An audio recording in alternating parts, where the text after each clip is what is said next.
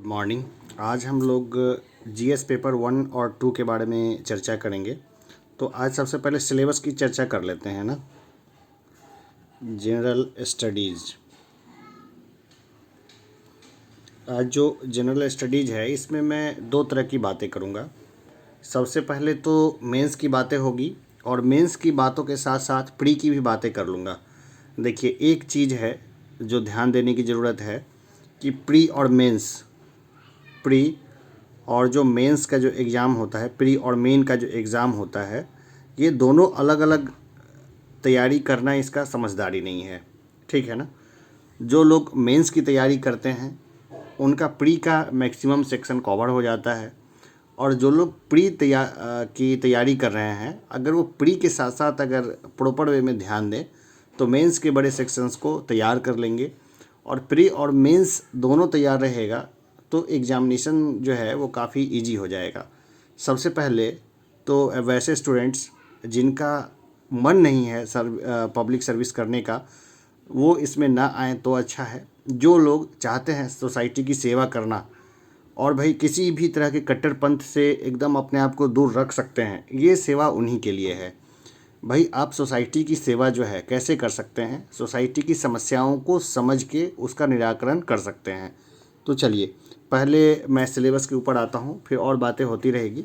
सबसे पहले बात करते हैं सिलेबस की, ठीक है ना। प्री और मेंस में तो आज मेंस का सिलेबस देख लेते हैं पहले। तो सिलेबस हम लोग देखेंगे, किसका सिलेबस देखते हैं? पेपर 1 का पहले देखते हैं सिलेबस। हम लोग देखते हैं पेपर 1। पेपर 1 ये कितने मार्क्स का है? ये 300 मार्क्स का है।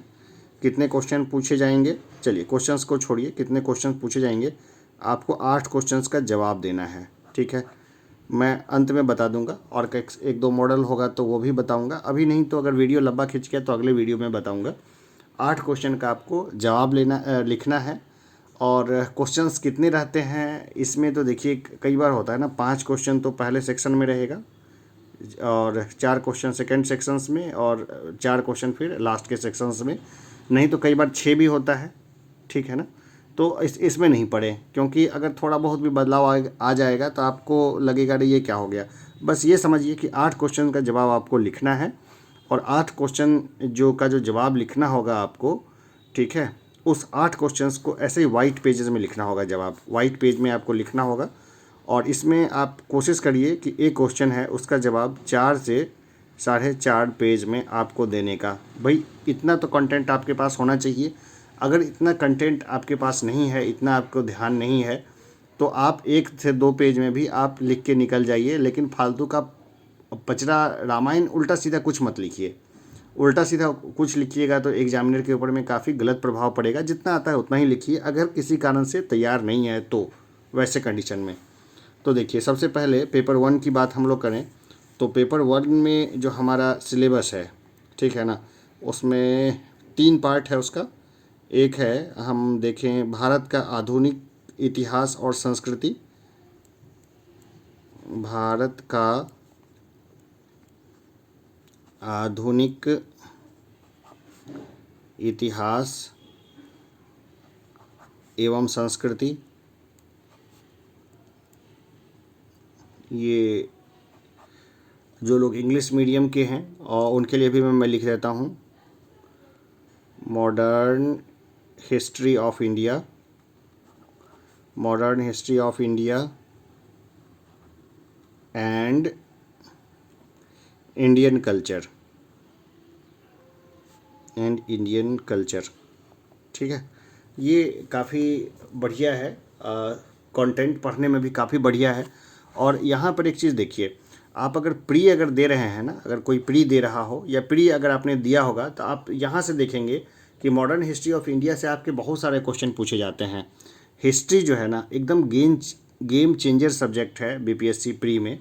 और यहाँ पर आप देखते हैं कि लगभग जो है 150 में से 40 मार्क्स का लगभग आगे पीछे 5 ऊपर 5 नीचे हिस्ट्री से पूछा जाता है। और यहाँ पे जो हिस्ट्री है, हिस्ट्री में से मैक्सिमम क्वेश्चन जो है वो आपके मॉडर्न हिस्ट्री से, फ्रीडम स्ट्रगल वगैरह का जो पार्ट है उधर से आपके आ जा रहा है, और वही मेंस में भी यही पढ़ना है।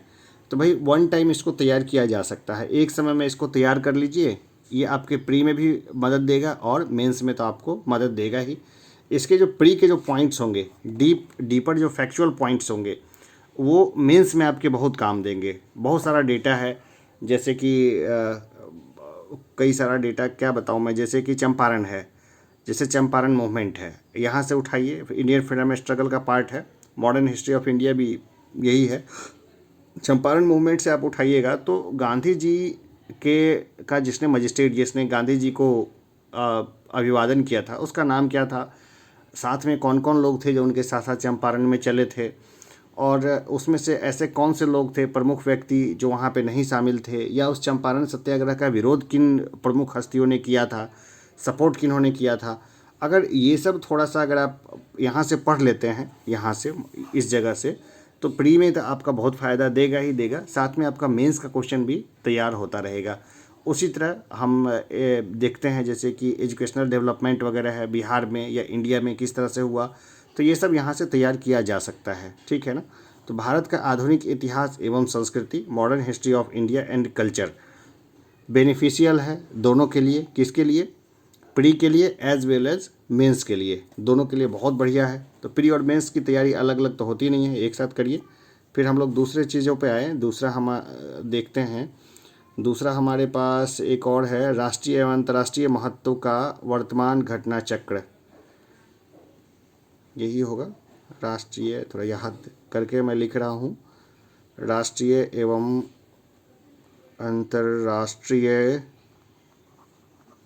राष्ट्रीय एवं अंतर्राष्ट्रीय महत्व का वर्तमान घटना चक्र। इसको अंग्रेजी में क्या लिखेंगे, एक मिनट, मैं इसको अंग्रेजी में लिखूंगा तो अंग्रेजी में क्या लिखूंगा इसको, current events, current events, current events of national and international importance, of national and international, of national and international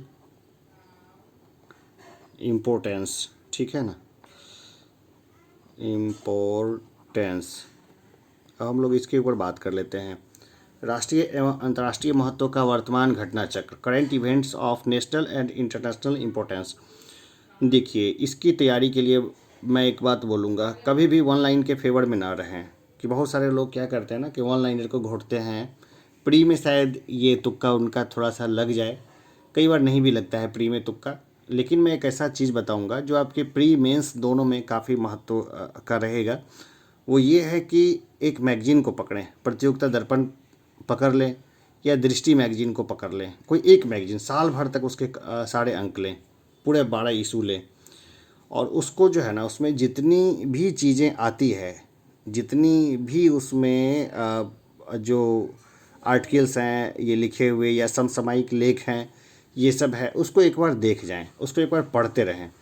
फिर इसके बाद क्या करें, जो इसका भी बीपीएससी में क्या होता है, खास चीज़ है कि ये दोनों का पेपर लीक ही होता है, समझिए। तो इसमें जो क्वेश्चंस आएंगे लिमिटेड क्वेश्चन है, 18-20 क्वेश्चन मैक्सिमम मैं बता रहा हूँ। पूरे पेपर में 18 से 20 क्वेश्चन में आपका ये दोनों सेक्शन लगभग पूरा हो जाएगा। ये तो स्टैटिक सेक्शन है, ये हर साल एक ही रहता है, ये सेक्शन हर बार बदलता है, स्वाभाविक सा बात है। लेकिन क्वेश्चन वहीं से आता है जो चीज़ हमेशा एकदम से बहुत ज़्यादा न्यूज़ में रही हो, जो बहुत ज़्यादा लाइमलाइट में जो चीज़ रहती है वहाँ पे। जैसे अभी कोविड है, तो कोविड से संबंधित एक आध प्रश्न का आ जाना कुछ अनहोनी नहीं है। अब प्रश्न की प्रकृति कैसी होगी और किस डायमेंशन पे घुमाएगा, ये कहना या अंदाज़ा लगाना बहुत मुश्किल है। लेकिन अगर आप रेगुलर एक न्यूज़पेपर पढ़ते हैं और एक मैगजीन को लेके चलते हैं तो ये बहुत आसान हो जाएगा। इन सारे डायमेंशंस के ऊपर में सोच के उसका एक बढ़िया कंक्लूजन के साथ उसका एक जवाब लिखना, ठीक है। तो राष्ट्रीय एवं अंतर्राष्ट्रीय महत्व का वर्तमान घटना चक्र, current events of national and international importance, आपके प्री में भी बहुत काम का है और मेंस में भी बहुत काम का है। जिन लोगों का सब्जेक्ट PSIR है, political science and international relation, उनके लिए भी ये टॉपिक काफ़ी बेनिफिशियल है, क्योंकि ये जो पूरा जो सेक्शन है ना, वो उनका इंटरनेशनल रिलेशन का पूरा एक पार्ट तैयार करके उनको दे देता है। तो इसलिए जिनका PSIR है उनके लिए ये एक्स्ट्रा बेनिफिशियल है। चलिए अब अगला देखते हैं। अगला जो है हमारे पास क्या आता है, ये आता है हमारे पास स्टैटिक्स, ठीक है ना। क्या लिख देंगे इसको, सिलेबस के अनुसार से याद है मुझे सिलेबस, सांख्यिकी की विश्लेषण, आरेखन और चित्रण, ठीक है ना। तो ये मुझे याद है इसके बारे में काफ़ी कुछ। तो आगे देखें हम लोग इसको अंग्रेजी में क्या लिखेंगे, स्टैटिस्टिकल, है ना, एनालिसिस ग्राफ्स एंड डायग्राम्स, ठीक है। सांख्यिकी की विश्लेषण, आरेखन और चित्रण यानी statistical analysis graphs and diagrams. भाई अशुद्ध पढ़ने पर ना जाए, है ना। स्टैट कई लोग बोलते रहते हैं, स्टैट बोलते रहते हैं। यहाँ से 2 क्वेश्चन जो है आपको लिखने होते हैं, यहाँ से 3 पकड़ लें, यहाँ से 3 पकड़ लें, यहाँ 2 कर दें, ठीक है ना। और बाकी मैं एक पेपर जब दूंगा ना, तो इसका ओरिजिनल पेपर की तरह मैं पेपर दूंगा, तो वो ज़्यादा उससे क्लियर हो जाएगा। तो ये 3 सेक्शन हो गया आपके, ठीक है ना। ये देखिए, भारत का आधुनिक इतिहास एवं संस्कृति, modern history of India and Indian culture, राष्ट्रीय एवं अंतर्राष्ट्रीय महत्व का वर्तमान घटना चक्र, current events of national and international importance, सांख्यिकी विश्लेषण, आरेखन और चित्रण, statistical analysis graphs and diagrams. जो मैं मैथमेटिक्स से कुछ क्वेश्चंस करा रहा हूँ ना, उसमें से मैक्सिमम पोर्शन वो होंगे जिसके बेसिस पे आपके सांख्यिकी के क्वेश्चन सॉल्व हो जाएंगे। अभी आप रेगुलर मैथ्स अगर बना रहे हैं तो वहाँ पे 2 फ़ायदा होगा। पहला फ़ायदा ये होगा कि प्री में जो 10 क्वेश्चंस आते हैं, 10 में से 8-9 भी अगर हो गए, या 5 या 6 भी निकाल दिया आपने अगर मैथमेटिक्स से क्वेश्चन, तो आपके 5-6 मार्क्स अतिरिक्त आ गए, ये आपके बेनिफिट का है। और साथ में अगर आपने पूरा अच्छे तरीके से स्टैट को बना दिया मेंस में उस कॉन्सेप्ट का यूज़ करके, तो आपके डबल बेनिफिट का है, ठीक है। तो रेगुलर पढ़िए, लगातार पढ़ते रहिए। भारत का आधुनिक इतिहास, राष्ट्रीय अंतर्राष्ट्रीय महत्व एवं वर्तमान घटना चक्र और सांख्यिकी विश्लेषण, आरेखन और चित्रण, ठीक है। तो ये हो गया GS पेपर 1। यहाँ से आपका GS पेपर 1 निकल जाएगा। इसमें क्वेश्चंस होंगे, मैं रोज़ कराऊंगा क्वेश्चंस, है ना। जैसे 2-3 क्वेश्चन भी कराऊंगा, या 3 क्वेश्चन भी अगर रोज़ कराऊँ ना, तो आपका ये सेक्शन अच्छे से तैयार हो जाएगा। मेरी कोशिश रहेगी कराने की, ठीक है ना। चलिए अब आगे बढ़ते हैं हम, और आते हैं GS पेपर 2 की। पेपर 2 के ऊपर हम लोग आते हैं, पेपर 2 का। अब यहाँ पर देखिए, ये जो है ना, ये 300 मार्क्स का क्वेश्चन है, 8 क्वेश्चन का जवाब देना है। ये पेपर 2 भी कितने का है, 300 मार्क्स का है। इसमें भी 8 क्वेश्चन का जवाब देना है। वही है, 4 से 4.5 पेज का आपको कंटेंट ध्यान में रहना चाहिए, बहुत अच्छा रहेगा। 4 से 4.5 पेज अगर आप लिखते हैं तो बहुत अच्छा उत्तर इसको माना जाएगा, और ये बड़ा मानक उत्तर भी होगा, बढ़िया रहेगा। अगर किसी कारण से अगर आपके पास कंटेंट नहीं सूझ रहा, तो एग्जामिनर को बिल्कुल भी बेवकूफ़ मत बनाइए। कुछ से कुछ लिखने का अगर कोशिश करेंगे तो उसका गलत इम्पैक्ट पड़ेगा, निगेटिव इम्पैक्ट पड़ेगा, उसका ज़्यादा बेनिफिट नहीं होगा। तो रेगुलर पढ़ने के लिए मैं इसलिए कहता हूँ कि भाई इससे क्या है कि लंबे समय में आपका ये चीज़ तैयार हो जाता है। यहाँ पर भी हमने देखा था कि इसके लिए हमने क्या बोला था कि आप एक करंट मैगजीन को रेगुलर वे में पढ़ते रहिए। आधुनिक भारत का इतिहास एवं संस्कृति में भी कुछ चीज़ें जो है, जो लेटेस्ट खूब चर्चा में रहती है, वही यहाँ पूछा जाता है। तो करंट मैगजीन और पेपर का बहुत इंपॉर्टेंस है। अब पेपर 2 पे चलते हैं। पेपर 2 का जो पहला जो सिलेबस में पहला जो है वो हमारा हो जाएगा, एक मिनट देखें ये सही से एडजस्टेड है ना, एक मिनट पेपर को देख लूँ मैं। जो पहला हो जाएगा वो हो जाएगा हमारा भारतीय राज व्यवस्था। तो चलिए, तो इसको है भारतीय राज्य व्यवस्था, भारतीय राज्य व्यवस्था। इसको हम लोग देखेंगे। इसको अंग्रेजी में बोलेंगे, क्या बोलेंगे, इंडियन पॉलिटी लिख देते हैं सीधा। इंडियन पॉलिटी, ठीक है। ये भी बहुत अच्छा है ये चीज़, इसलिए क्योंकि जो PSIR जो जिनका ऑप्शनल सब्जेक्ट होगा उनको इंडियन पॉलिटी से भी ना कुछ चीज़ तैयार हो जाता है बहुत ईजिली। कुछ क्वेश्चन तो एकदम कॉमन आते हैं, जैसे जुडिशियल रिव्यू का मैंने कराया था एक क्वेश्चन, जुडिशियल रिव्यू, जुडिशियल ऑफरिज। ये एक बार क्या हुआ था कि सेम क्वेश्चन मेंस में पेपर 2 में भी पूछ दिया और ऑप्शनल पेपर में भी इस सेम तरह का क्वेश्चन जो है वो पूछ दिया था, ठीक है। तो भारतीय राज व्यवस्था जो है, इंडियन पॉलिटी, इसको तैयार कर लेना बहुत अच्छा है। और यहाँ पर भी मैं बता दूँ कहाँ से क्वेश्चन आता है। क्वेश्चन आता है करंट अफेयर्स से। जो करंट मैगजीन्स में जो चीज़ें बहुत ज़्यादा चर्चा में रहती है, प्रश्न वहीं से बनते हैं, ठीक है। मैं कुछ प्रश्न के एग्जाम्पल भी दूंगा। जैसे अभी राज्यपाल थे, तो राज्यपाल की भूमिका को लेकर के बहुत सारा ऊंच नीच हो रहा है वेस्ट बंगाल में, ठीक है ना। इस हमेशा राज्यपाल जो है ना कहीं कुछ ना कुछ जो है इधर उधर करते ही रहते हैं। तो एक बड़ा कॉमन सा क्वेश्चन पूछ दिया था BPSC 64 ने कि क्या राज्यपाल का जो पद है वो एक बस कठपुतली मात्र है। खैर इस प्रश्न को लेकर बैन कर दिया गया था एग्जामिनर को, ये गलत किया गया था। दरअसल हम लोग प्रैक्टिकली देखें तो राज्यपाल जो है उसका जो पोस्ट है वो एक कठपुतली जैसा ही है। वो केंद्र सरकार का एजेंट के रूप में काम करता है और कई बार तो बड़ा हास्यास्पद होता है उनका जो एक्शन होता है। वो हम लोग बंगाल में भी देख रहे हैं कि चलिए, एक तो जो भी पॉलिटिकल पार्टी है वो सत्ता के लिए किसी भी हद तक जाने को जो तैयार है, ये हमारे लोकतंत्र के लिए एक खतरनाक स्थिति है। और ये जो सारा जो चीज़ है ये कहाँ तक जाएगा इसका अभी कहना बहुत मुश्किल है। लेकिन पूरे वर्ल्ड में हम लोग देख रहे हैं कि सत्ता पाने के लिए लोग कहीं पर भी कितनी भी हद तक नीचे गिर रहे हैं। और उम्मीद है कि ऐसा कुछ गैरकानूनी काम न होने लगे, नहीं तो हमारे लोकतंत्र का सत्यानाश हो जाएगा। जैसे कि किसी नेता की हत्या वगैरह जैसा मामला ना होने लगे, नहीं तो एकदम लोकतंत्र समझिए तबाह बर्बाद हो जाएगा। लोकतंत्र में जो आवाज़ है वो बनी रहनी चाहिए। तो इंडियन पॉलिटी में बहुत सारे क्वेश्चंस होते हैं जो PSIR में भी आपको देखने को मिलेंगे ऑप्शनल पेपर में। अब देखें दूसरा, हम लोग देखें इंडियन पॉलिटी में हम दूसरा देखें, एक है भारतीय अर्थव्यवस्था और भारत का भूगोल, और भारत का भूगोल, ठीक है।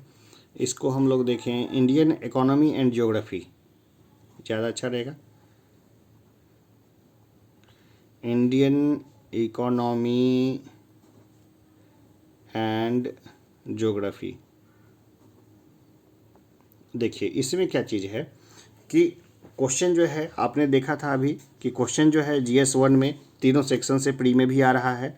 वही हाल है कि प्री में इंडियन पॉलिटी से भी 10 से लेके 15 क्वेश्चंस आपको देखने को मिलेंगे। पहले तैयार कर लीजिए, ज़रूरी है मेंस के टाइम में तैयार करना, पहले तैयार करना बेस्ट है।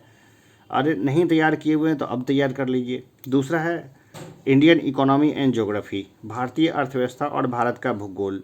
ये दोनों अलग अलग चीज़ है। भारत का भूगोल अलग है और इकोनॉमी अलग है, लेकिन बहुत सारी चीज़ें हैं जहाँ पे दोनों एक साथ एक कॉमन पॉइंट, एक इंटरसेक्शन पॉइंट बनाता है। जैसे कि हम जानते हैं किसी फल का उत्पादन कहाँ पे ज़्यादा होता है, तो एक खास ज्योग्राफिकल कंडीशन में ही फल का उत्पादन होगा। जैसे कि लीची है, तो लीची के लिए जो क्लाइमेट चाहिए उसके लिए सबसे सही बैठता है समस्तीपुर मुजफ्फरपुर का क्षेत्र। मुजफ्फरपुर का क्षेत्र थोड़ा ज़्यादा अच्छा बैठता है, तो वहाँ पे मुजफ्फरपुर में ज़्यादा उत्पादन होगा। या उसी तरह आम का उत्पादन देखिए तो एक खास एरिया में अच्छा हो रहा है, या केले का देखिए तो हाजीपुर क्षेत्र में अच्छा हो रहा है। तो एक खास क्लाइमेट चाहिए, तो वहाँ पर क्या हो गया कि ज्योग्राफी और इकोनॉमी क्या हो गया, एक जगह पे एक कॉमन पॉइंट बना दिया। तो इसमें परेशान होने जैसा कुछ भी नहीं है। Indian economy and Indian geography, उसमें भी लिमिटेड क्वेश्चंस आते हैं और आपको पहले प्री के लिए दोनों इकोनॉमी और ज्योग्राफी को अलग अलग पढ़ना चाहिए, फिर एक साथ पढ़ना चाहिए, ठीक है ना, एक साथ। और कनेक्टिंग द डॉट्स करिए। मैं देखिए वन लाइनर पढ़ने से मैं हमेशा मना करता हूँ। और यहाँ पर भी जो क्वेश्चन आएगा उसमें करंट में जो मैगजीन्स है उसका बहुत योगदान होगा। तो करंट के मैगजीन्स को कभी ना छोड़ें। तो करंट के मैगजीन को क्या करें, कभी ना छोड़ें। करंट का मैगजीन जो है हमेशा उसको पढ़ते रहें। यहीं से इंडियन इकोनॉमी एंड ज्योग्राफी में जो चीज़ें ज़्यादा चर्चा में रहती है, एग्जामिनर का ध्यान उसी पर होता है। एग्जामिनर सारे क्वेश्चंस वहीं से उठा के देता है, ठीक है। और भी किताबें पढ़ें, लेकिन उसको कभी ना छोड़ें। फिर तीसरे नंबर पे हम लोग देखें तो भारत के विकास में विज्ञान और प्रौद्योगिकी की भूमिका और प्रभाव।